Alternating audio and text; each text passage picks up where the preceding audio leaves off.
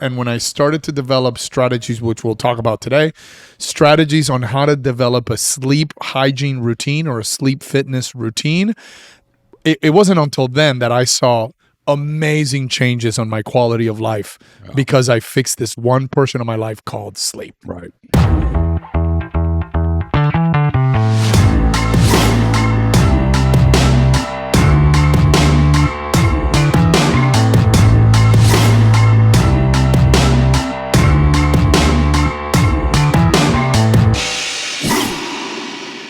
Hey guys and gals, welcome to another edition of the Biohacking Brothers.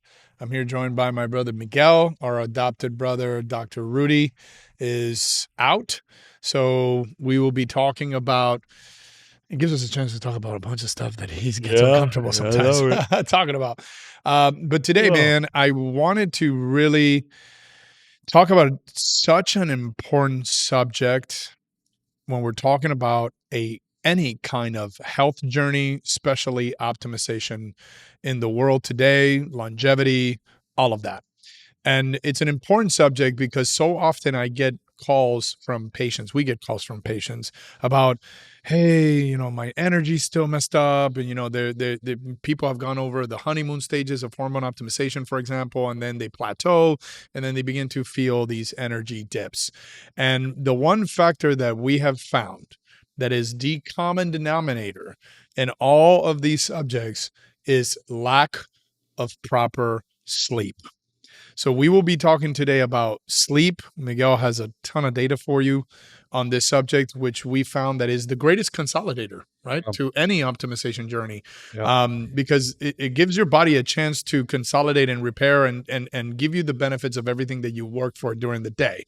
And I promise you, I don't care how much hormone optimization you do. I don't care how many supplements you take. I don't care what kind of peptides you take. If you are not getting sufficient qualitative sleep, and we'll talk about the difference between quantitative versus qualitative sleep today, but if you are not getting enough qualitative sleep, your life will be shit.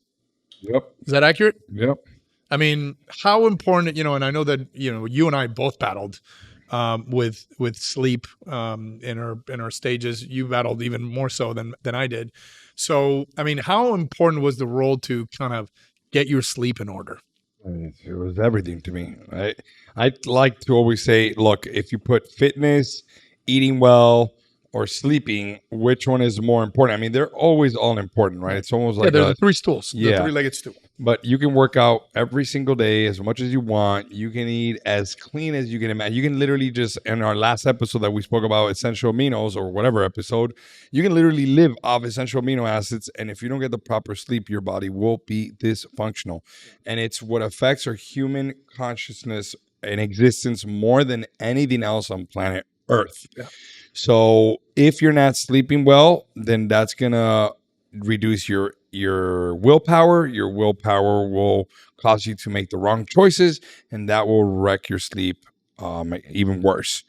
I can say I went through a period, dark night of the soul, where I was sleeping under 2 hours a day. I was going through a personal traumatic situation, and I could say that, I was on every peptide, on every medication. Like I was a walking pharmacy, and I was falling apart.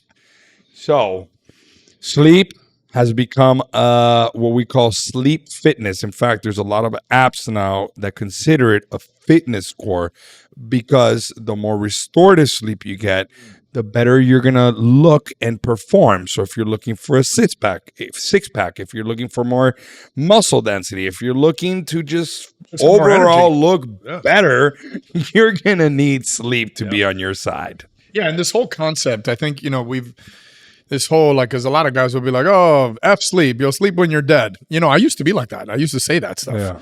And man, like you, for me, it was more of a, I kept pushing it off, and I was like, I don't need that much sleep. I do well with 6 hours. Let me tell you, as you age, that stuff starts to accumulate. And then I found myself on the other side of the spectrum, like taking every cognitive peptide I could take, taking all kinds of nootropics because I just had this mental fog that I couldn't get rid of, which, hormone optimization and the supplements helped me a lot in that early stage. But then I realized that it was my sleep. And I didn't really get a hold on this. And we'll talk about the value of having a sleep tracker. It wasn't until I purchased and I said, okay, I need to fix this portion of my life. And I got a sleep tracker. And when I started to develop strategies, which we'll talk about today, strategies on how to develop a sleep hygiene routine or a sleep fitness routine, it wasn't until then that I saw amazing changes on my quality of life because I fixed this one portion of my life called sleep. Right. So, to kind of, because a lot of people will be like, and this is our primary question now. Like when people call us, they've been on therapy for a while with us or they haven't started and they'll be like, oh yeah, I'm just suffering from all this energy. I'll be like, hey, what is your sleep? I sleep okay. What the hell does that mean? Right. Or no, I get pretty good sleep. What the hell does that mean? Right. So what does that mean when someone says that to you? Like, how would you process that? I mean, first of all, we'll start with how many hours of sleep are they getting per night?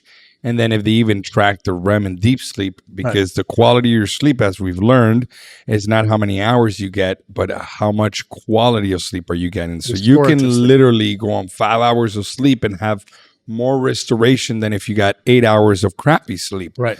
And it's all based on your heart rate, on your temperature, your deep and REM sleep, even slight sleep cycles. Well, on the other side of that, you can be someone who gets 10 hours of sleep and still feel completely fatigued. Right. So the quantity of hours doesn't really matter. Right. It's the quality. So I think that's the first lowest hanging fruit is, okay, so how are you measuring your sleep? What's the metric, the ruler that you're using, right? And so I always tell people, we say this all the time, right? Like if you can't track it, you can't hack it. You can't hack it. You can't manage it. Imagine managing your investment portfolio and never looking at how your stocks are doing, like how they're performing, right? So if for all of you listeners, I would tell you and you know who I'm talking to, like if you know that your sleep isn't great, my best advice, I think the first fruit is get a sleep tracker. Miguel and I have Oura rings, right? We believe that those are the most accurate. They're the most comfortable, they're seamless. You don't have to wear an Oura ring, but buy a quality one. The Apple Watch one is not so great. I would stick to things like Garmin and what's the other one? Look, I can't speak for the rest. All I could tell you, I would definitely stay away from the Apple Watch because it's a EMF signaling pulsation machine that's constantly radiating your body. And the reason it's not, we think, it's actually the research behind the Oura Ring is state of the art on everything. For sure. But you want to have something that would release the less amount of EMF into your body, electrical magnetic fields, which that's for another subject. For sure. But that affects our electrical system. And if you have a watch that's constantly pulsating this, I would stay away from that. The reason why we use the Oura Ring is because you can actually put it on airplane mode and it's still tracking all your information without getting that pulse of EMF. And even if you don't turn it off, which sometimes I forget to turn it off, it's a small pulsation coming from your ring or index finger rather than coming from your wrist, which is where you measure your pulse, and it's right there to a lot of different little veins and capillaries that are more sensitive to the body. Yeah, for sure. And so let's just say somebody starts, okay, listen, I'm really going to work on my sleep. Our first advice is always, hey, I need actual data. Right. And I need a historical data. I sleep pretty well. Okay. Explain what that means. Oh, no, I get my 6-7 hours of sleep, which we'll get into that, but no. That's not enough. Doesn't mean anything. Doesn't mean anything. So, and by the way, just so for the listener, because you just mentioned EMF. So EMF are just electromagnetic fields. So there's good electromagnetic fields, and then there's toxic. Well, the good is natural electromagnetic fields. The Earth has an electromagnetic pulse that's natural to the body. Right. And then there's toxic EMF, like so it your comes phone, from your router. And we'll get into that in a whole other subject. I just wanted to kind of because you said EMF, and some people might be like, "What the hell is EMF?" Right? So again, first order is, hey, if you want us to help you, and you really want to live a successful, vital, energetic life, you need to get your sleep in order. Yeah. First hanging fruit is get a sleep tracker, and let's get some data. Now, what are some of the things that we're looking for in the data? You want to go over some of the actual data of what bad sleep causes, or we leave that to the end? Sure, whatever. It's your show, man. I mean, no, we can leave it to the end. I just maybe keep them for a tease. Yeah, Wait. keep Yeah, them you for know the what? You're tease. going to wait.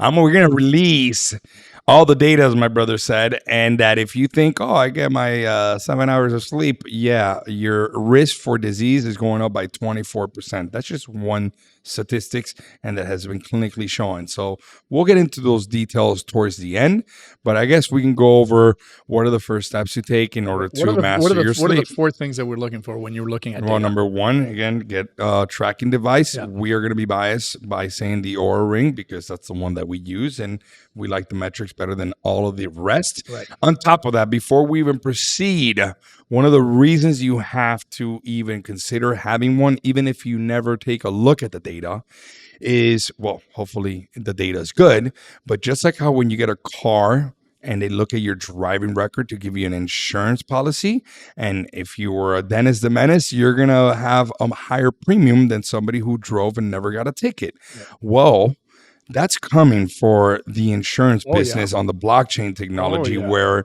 if I can provide my medical insurance company with some information about blood pressure, heart rate variability, temperature, if I snore, what am I getting for REM sleep, deep sleep? Because for these people really know that this stuff is affecting and increasing your risk of disease. For sure. So if I can give my insurance company 3 years or 5 years of medical data of how well I'm sleeping, how much am I exercising, then they're going to bring my premiums down drastically versus somebody who doesn't have anything to be tracked. So if for any reason you listen to anything today, just wear it for now, because that's coming, guys, and women, for sure, and ladies. Sorry. So what are the metrics that we're looking for? So we're looking for in terms of like the data from the useful data from the Oura Ring, like we're looking for deep sleep. Before that, let's define what is important in sleep. So you're supposed to get 2 to 3 cycles of light, deep REM sleep. So when you fall asleep, you go light, you drop it to deep, and then you go into REM, right? And then you're supposed to have 2 to 3 of these cycles per night. Right. If you notice, and for those of you that wear it, if you don't pay attention to the data, if you look at it, the first half of the night, you're getting deep sleep, which is the paralysis. They call it paralysis, where when you're in deep sleep, your body's completely paralyzed. Right. And when it's paralyzed, that's when it detoxifies, resets the entire system. Yeah. All hormonal cascades start to regenerate. I mean, it's like resetting, rebooting the computer. Right. So that's more for the physical aspect of the body. Then you have the REM sleep, which is the one that flushes out the neurotoxicity that builds up in our brain from daily thinking, just like how we poo, our brain cells poo, and we need to get rid of the that's actually a good analogy for people. We have to get rid of the gunk that we build up in our brain, but the problem is that we don't have, like how we have a pump for our cardiovascular system that pumps blood throughout our system. We don't really have a pump to flush out the brain. And just like we don't have a pump for the lymphatic system, whoa, that's a whole different conversation. But just jumping up and down, cold and heat exposure of taking blood in and out of the organs will cause the lymphs to move and detoxify the system. Well, your brain has something called the glymphatic system, which is what flushes out all the neurotoxicity in your brain. So what happens is when you're in REM sleep, rapid eye movement, your eyes are actually shaking. This cerebral spinal fluid permeates the brain. Your brain cells shrink. I think it's like 40 to 50%. They shrink in size. Actually, like your brain shrinks. Yeah, the brain cells actually shrink. So the liquid can actually permeate and get rid of the gunk out of the brain, right? I like to think of it like Windex. Like REM sleep is the stage where your brain sort of allows this cerebral spinal fluid to come in, and it's just like wiping. It wipes all the fog away from the windows. That's why when you get proper REM sleep, you get brain clarity. Yeah, you have that mental clarity. Yeah. When you feel there's a fog, is because you didn't get proper REM sleep, right? So on average, we spend 5 to 30 85% of our sleep in deep sleep, which we want to get an hour to an hour and a half of deep sleep. REM sleep, you want over an hour and a half. I don't care if you're 20, 30, 50, you want an hour and a half or above, and we can spend anywhere from 0 to 50% of our sleep in REM sleep.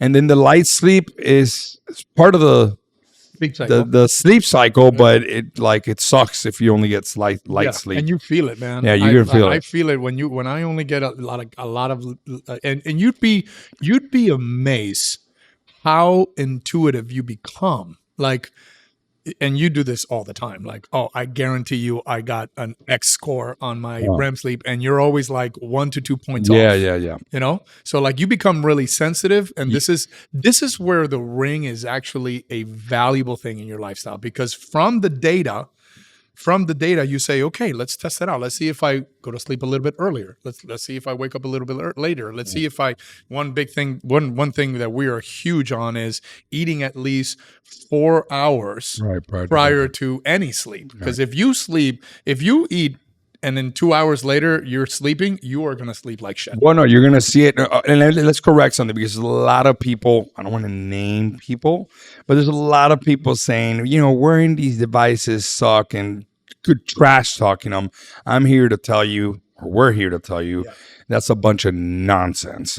If you're not getting proper sleep, like my brother did in the beginning, he's like, man, I keep just getting an F every day. I keep failing at this. Sooner or later, he succumbed to figuring it out, and now he's getting good sleep. So yeah, it could be terrible at the beginning because you might be seeing terrible scores, but it's an awakening that you need to shift your life, especially 100%. If you're somebody like us that is a biohacking freak and always pushing the envelope.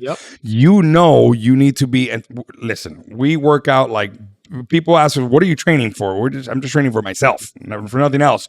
But then again, for our working performance, we run a business, right? With over 3,000 patients and growing. And we have this podcast and we have the YouTube, and we were being pulled in so many directions. Believe me, we need every single neuron we have firing at full cylinder. I need to borrow some if I can. If stem cells for my brain, I will inject them. Cerebrolysine is a peptide that acts like stem cells for the brain. That's a whole different conversation, which we use on a personal level. But anyways, the point is, these devices are extremely important to understand and helpful to guide you. You need somebody to explain you how to utilize them, right? So the last thing, again, we have deep, we have REM sleep, we have light sleep. Heart rate variability. Well, the heart rate variability is more dependent on it's not speaking so much about your sleep. It's just going to tell you that it's your adaptability and resilience has dropped. So be more cautious about your day. But what's actually playing into the sleep is the heart rate, the REM, deep sleep, and light sleep, right? And if you're snoring, of course, now the Oura Ring actually, or I think it's the 8 sleep, I'm getting a text. You did not snore tonight, which by the way, this is a subject, I mean, this is one of Doc's favorite subjects, is sleep apnea. Like how bad sleep apnea can be for your health, right? Not only just your energy, but just, early death, right? From blood thickness and a bunch of other things. And, I'll let Doc talk about that when we have him back on sleep apnea. But, to kind of what you were saying. Before you move out of the subject, what you were saying about, so eating 4 hours prior, the reason why I came up with, hey, no, you do need these tracking devices, is because if you pay attention to the data, you'll see that when you eat 2-3 hours before bedtime, your heart rate should reach the lowest point somewhere in the middle of your sleep. So every time I eat after 4 hours, or I trained, or I'm stressed, or I had a cocktail, I like my old fashioned, right? I'll have an old fashioned that night. My heart rate will reach the lowest point towards the end of the night, which correlates with, hey, you had a heavy meal, you had some alcohol, you were stressed, you worked out too late. So you start picking up, this is one of many that you're going to start to pick up on, right? And you start to pick up on these trends that next time before you have that cocktail or you have that meal, you think twice about it. Right? Not to mention, we're not going to get into the DNA. No, but also, it really shaped. Like we're Latin, right? So our Latin culture, like dinner is 8-9 o'clock. That's just, for most people from Latin American countries, that's, we usually eat late. It's just part of our culture. And so Especially Argentinians. yeah. 10 o'clock at night. And Americans always, like, I always found it interesting. Like, why would you eat so early? It's still daytime. You know what? There's so much value in that, because now, because of what you were saying about the heart rate dropping late at the end of your sleep, which doesn't allow you to recover as well as you would if it was in the middle of your sleep.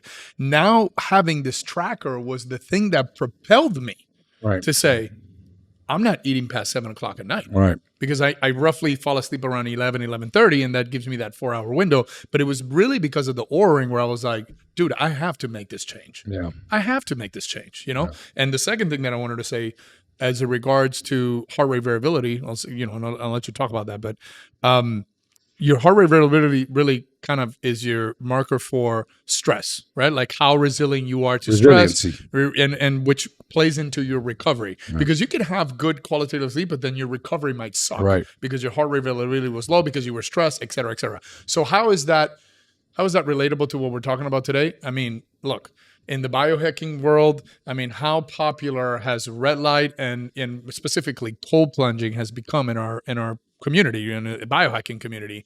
And then you have guys that are plunging every day, which is awesome. You know, if you started from nothing and not being able to stay 1 minute and now you're plunging because you're addicted to it, guess what?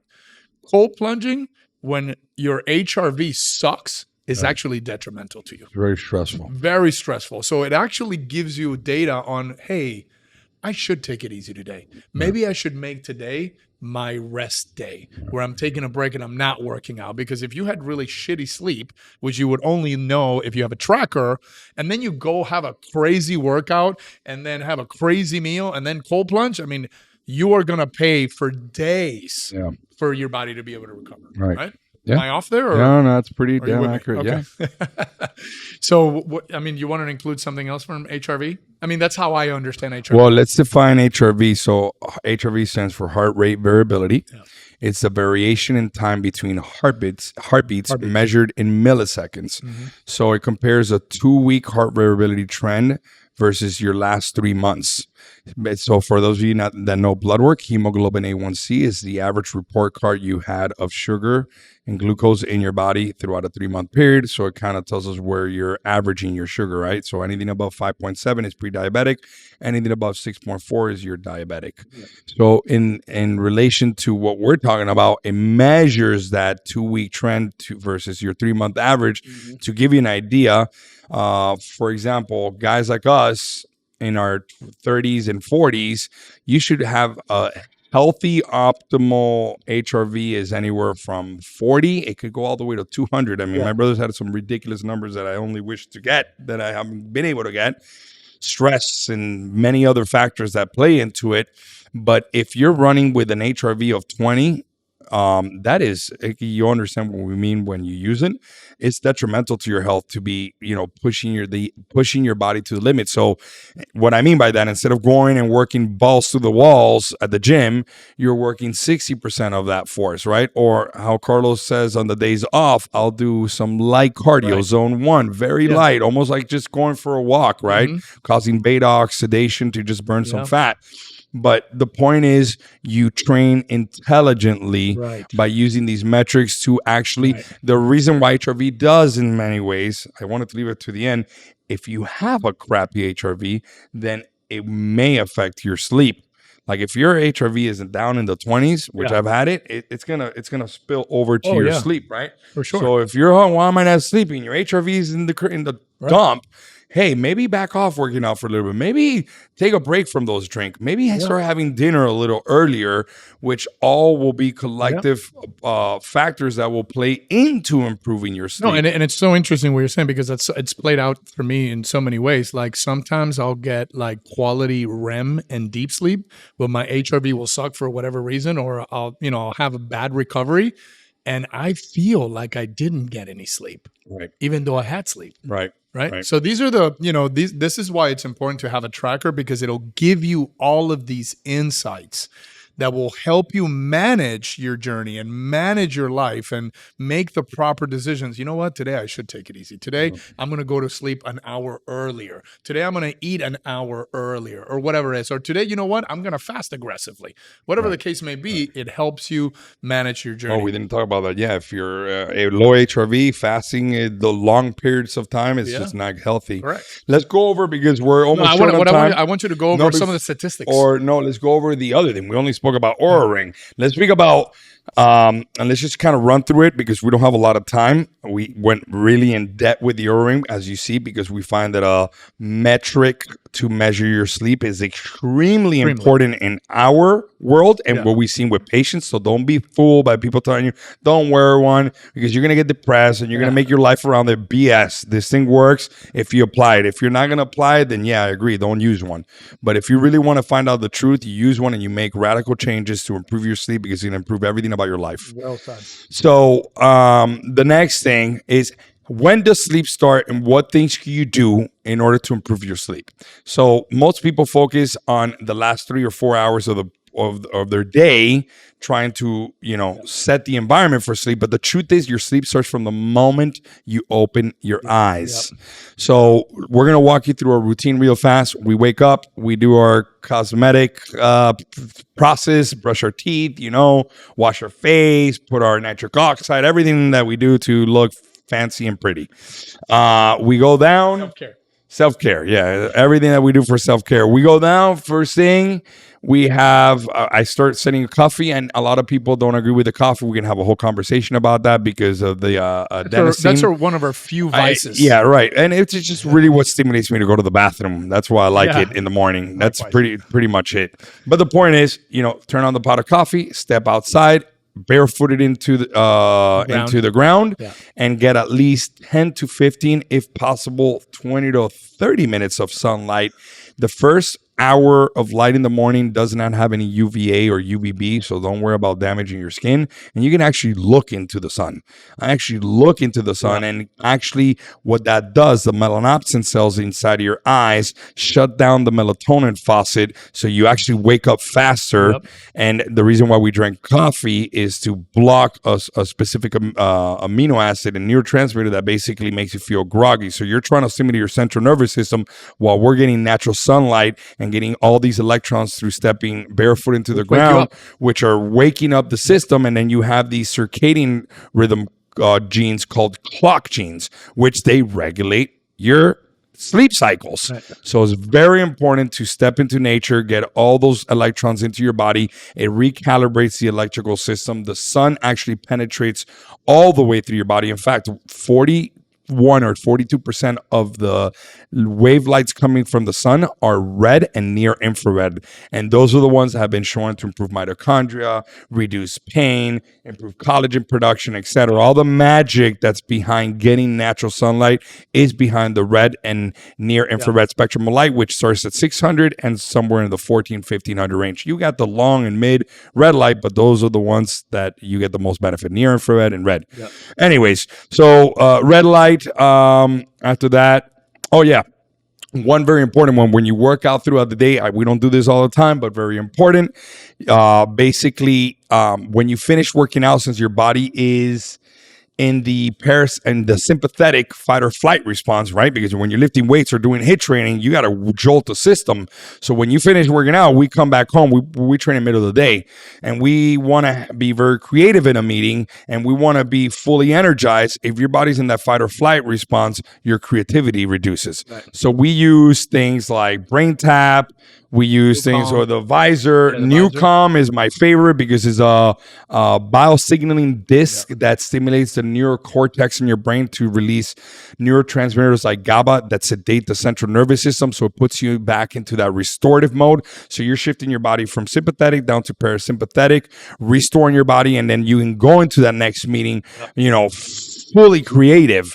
So very important to reset the nervous system when you finish working out. Then once, dawn hits. And I'll tell you with the Newcom, like I've had sessions where, I do like the 20, 30 minute sessions where I'm conscious, I'm awake, but my my Oura ring will tell me that I was in deep sleep for 25 Right, minutes. right. And when I get up, I feel it. Right. That's because you were going from beta brainwaves down into theta brainwaves, which is like your whole body is sedated. It recalibrates your central nervous system. So if you work out, extremely important to reset the central nervous system and then take it on from the glasses. Yeah. I mean, the night hits. Listen, so here's no, I love the fact that you started with saying that sleep starts in the morning by looking into the sun.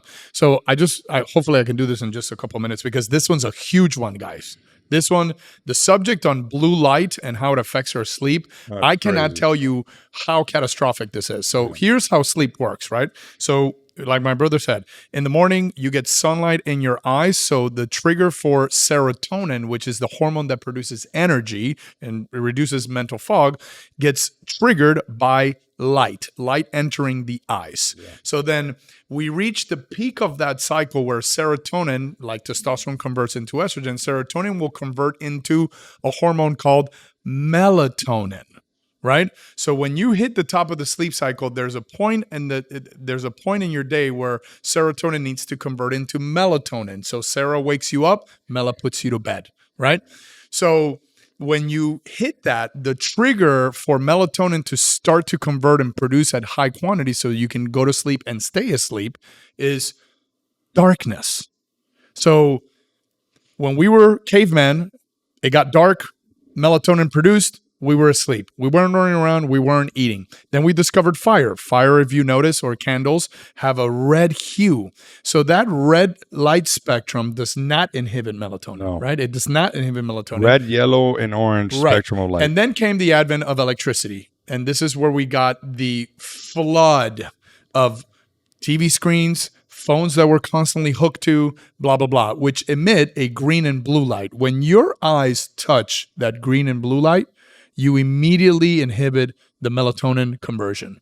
And hence why a lot of people have a lot of insomnia, or they'll go to sleep, but they'll be restless during their sleep. We have our clients that need to have that drink when they come home to take the wind edge down. off. Right, to wind They're down. trying to shift from sympathetic to parasympathetic by using something that's actually making it worse, actually. Correct. Right. So why are we saying that? Because the next solution for you, especially if you're having insomnia, especially if you're having restless sleep, especially if you're taking melatonin or things like magnesium, which we recommend to go to sleep, and it's still not working, you might be very sensitive to these blue lights and looking into phones. Now, look, if you have kids and they're running around and they're teenagers, you're not going to turn off your phone. Like, you're going to look into your phone. So the best solution for this is blue blocking glasses. And, we have a whole section. Any blue blocking, you got to find again. Yeah, look, we have a whole section on our website called MHI Recommends. If you go to the sleep section, it has all of our sleep recommendations, all of the things that we use. And look, you don't have to use them all. We use them all because it works for us. But you can use a variation of them. But if I could single-handedly, like, if I can give you one advice on what will dramatically change the quality of your life and your sleep, will be blue blocking glasses. Right. And then, but just finish with, okay, so you put them at dawn. And then as soon as darkness hits, bam, I'm putting these things on. I wear them in my shower. So you wear the orange lens, which blocks out, 100% of blue light and 90% of green light. And then 2-3 hours before bedtime, you put in the red lens, which completely blocks out 100% of blue and green light. And it's very dark. It's really to be in bed. And you will see that you will fall asleep pretty damn fast. 100%. Another last thing, we don't have time to get into it, create an EMF bubble in your room and office, meaning literally you're creating a bubble. We've done it in our home. We've had a whole home inspected for electromagnetic fields to evade the areas that we spend the most amount of time for there to be any current things stimulation that will alter your sleep, because again we're electrical and these things will actually alter our sleep. Right. So I'm going to run you real fast through a couple studies. It shows basically getting under 6 hours of sleep is basically associated to almost every single disease there is known to humankind. 24% increase. Some studies show that getting less than 7 hours increases your chances of all forms of disease by 24%. Fat study. I love the fat study.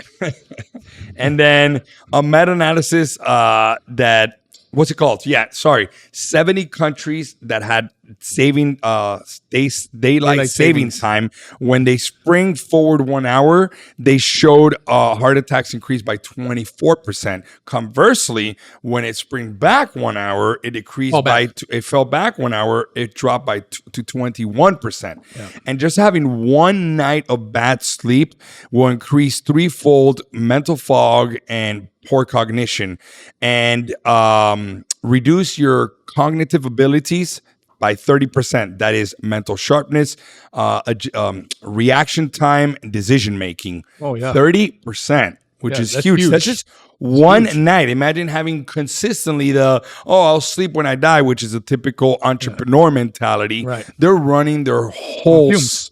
they're running their whole system to the ground, and you can see it in the ojeras. The black guys underneath. And The by the way, black those are guys. the guys that come to us broken at 50. Yeah. Like, oh my God, my Yeah. life is in Yeah, shambles. they're I have falling. all this success, but my quality of life sucks. Yeah. We get that into a lot. And then the last one, which for those of you who like to stay lean machine, they had two groups. They were basically, they ate the same food, had the same amount of working out. Everything was exactly the same. Just 1 hour. One group got 8 hours. The other group got 5 hours. Those who got 8 hours on average had a 55% increase in fat burning than those that got 5 hours. That's huge, man. Yeah. That's huge. So Listen, we went over a little bit of the time. I'm going to extend it just a little bit longer because I just want to make sure that you get this point. Sleep is one of the greatest medicines. your first remedy, your first medication, your first intervention. Yes. Rest is almost more important than the working out portion. Just like breaking your fast is more important than the fast itself. Right. Sleep is the greatest, I call it the greatest consolidator to all of your efforts. Yep. So that you can enjoy the fruit of those efforts. You do not get enough sleep, your life will be misery, and your body will show it, your mind will show it, your emotions will show it, and it'll transcend into your relationships, even your business, everything. So we have seen dramatic transformations by just getting sleep. And by the way, we get a lot of guys who be like, "Oh, I think I need more testosterone. I think I need more cognitive peptides." No, man. You need to fix your sleep. And because we deny people a lot, and we say, listen, here's what you're going to do. By the way, guys, we don't make any money from any of these products. Like you go to get an Oura ring, I don't get any benefit, but I get the benefit of being able to help you and manage you properly. So I'm not just pumping your body with medications. That's not always the answer. So our biggest advice to you, this is a crucial area of optimization, medicine, longevity, and vitality. You need to get your sleep in order. First order of business, get a sleep tracker so you can get an objective measurement on your sleep. And then, there's a load of techniques. Get some red light glasses for sure. Get some red light glasses for sure, and use a magnesium product at night. We have an amazing one that has L-theanine and GABA, which we've talked about that in another podcast, in another show. But my biggest advice is get a tracker. Call us so that we can help you manage it. And then if you go to our website on the MHI recommend section, we have all of the things that will dramatically improve your sleep quality. Yep. So like I always say, if you have any questions, issues, or concerns, we have coaches available for you. Call us. They'll spend the time with you. They're extremely researched in this area. And if you don't like talking to people, just go to our website and go to the MHI recommends, and you'll find a bunch of the things that we use that have dramatically improved our sleep and our quality of life. So until then, share us, like us. Follow us, all that good stuff. We're not very good at follow, share, whatever else exists. Do it, please. And again, if you have any questions, issues, or concerns, give us a call. Until then, stay healthy and God bless.